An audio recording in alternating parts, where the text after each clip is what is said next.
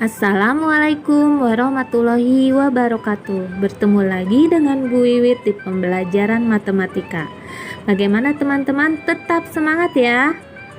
Hari ini kita akan belajar tentang pembulatan hasil pengukuran panjang. Nah, sebelum itu kita harus review dulu. Bagaimana cara mengukur panjang menggunakan penggaris? Apa kalian masih ingat?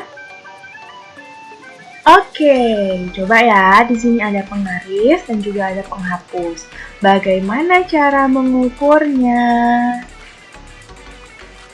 Nah, kita harus letakkan dulu salah satu ujung di angka 0. Lalu kita lihat hasilnya di ujung yang lain. Jadi, hasil dari pengukuran penghapus ini adalah 4 cm. Sudah ingatkah kalian? Oke, sekarang kita punya sendok. Kita pastikan dia ada di angka 0 di salah satu ujung. Kalau kita lihat di ujung yang lain. Nah, kira-kira berapa ya panjangnya sendok ini? Dia tidak tepat di angka 12, tidak juga tepat di angka 13. Berapa ya kira-kira? Nah, inilah yang mau kita pelajari anak-anak. Kadang, pengukuran panjang itu tidak tepat menunjuk pada bilangan tertentu.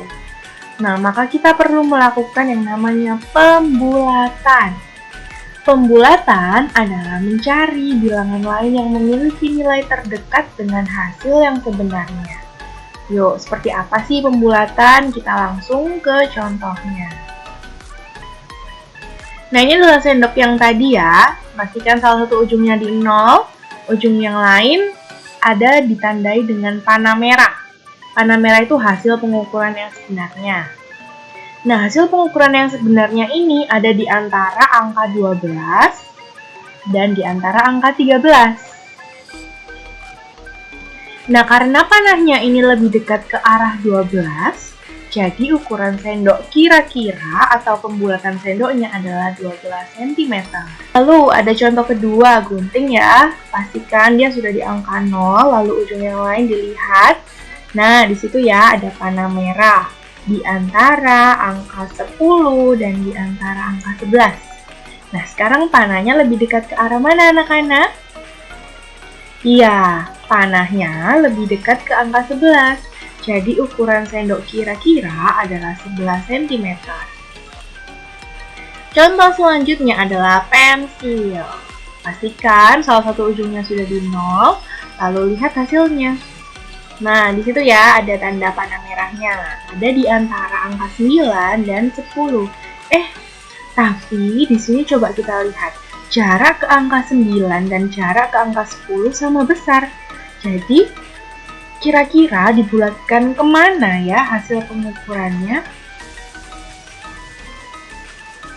Oke, supaya kita lebih mudah, kita memiliki aturan pembulatan. Ada 3 aturan. Yang pertama dulu ya. Nah, angka di belakang koma yang lebih kecil dari 5 harus dibulatkan ke angka yang lebih kecil. Nah, coba perhatikan contoh ini. Ini adalah sendok yang tadi ya. Pastikan dia 0, lalu di situ hasil pengukurannya. Di antara 12 dan 13. Nah, di antara 12 dan 13 ini kita tahu ada 10 garis kecil-kecil. Nah, garis yang kelima itu menandakan 5 mm atau 0,5 cm ditandai dengan garis yang warna biru. Nah, coba perhatikan antara panah merah dan panah biru. Panah merah ini ada di sebelum yang biru. Maka, dia ini menunjukkan bahwa hasilnya lebih kecil atau kurang dari 5. Nah, kalau panahnya itu di daerah yang kurang dari 5 atau lebih dekat ke arah 12, maka pembulatannya dilakukan ke angka yang lebih kecil, yaitu 12. Nah, sekarang adalah aturan pembulatan yang kedua. Angka di belakang koma lebih besar dari 5 harus dibulatkan ke angka yang lebih besar. Yuk, kita lihat contohnya. Yang perhatikan, contohnya adalah gunting. Pastikan salah satu ujungnya 0. Lalu, Warna merah ini adalah hasil pengukurannya ya. Ada di antara angka 10 dan di antara angka 11. Kita buat garis biru untuk penanda angka 5-nya. Nah, lalu lihat, perhatikan garis biru dan garis merah. Garis merah ada di sebelah kanan atau di daerah yang lebih besar daripada 5. Maka karena panahnya di daerah yang lebih dari 5 atau lebih dekat ke arah 11, jadi ukuran sendoknya dibulatkan menjadi 11 cm. Lalu ada aturan pembulatan yang ketiga. Nah, jika angka di belakang koma sama dengan 5, maka harus dibulatkan ke angka yang lebih besar. Oke, contoh yang tadi belum terselesaikan adalah pensil. Pastikan di 0, lalu ya hasilnya ada tepat di angka yang 5. Ada tepat di garis biru. Di antara putus-putus kuning, antara putus-putus kuning 9 dan 10. Nah, aturan tadi, jika tepat angka 5, maka dibulatkan ke yang lebih besar.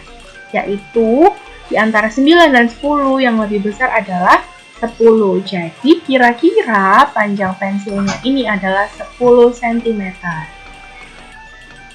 Nah, ada contoh. Sebuah pensil panjangnya 8,7 cm.